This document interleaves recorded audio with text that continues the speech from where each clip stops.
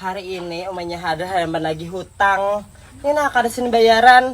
Gaya harat benar, gaya elit, ekonomi sulit. Ya, siapa? Buka.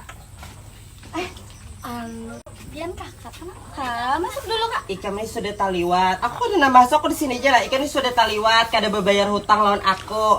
Pas pindah harat tambah merek coach. HP iPhone yang kayak orang juga. Tapi hutang ada kau bayar. Ayo kau lu nih makan nih lagi kan duit 10.000 nah gas seminggu ke depan nukar promah lah walau jeli drink. Makanya orang tuh sesuai kemampuan aja.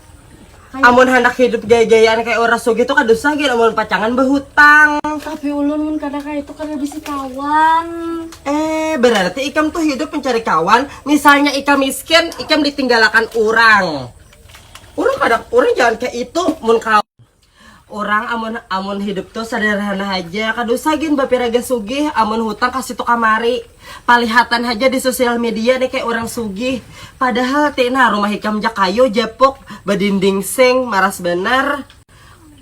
Hutang sin banyakan. Amun kawai hutang ikam nih dibayari, aku nih kurang baik apalagi nah betagih duit tahun ikam nih.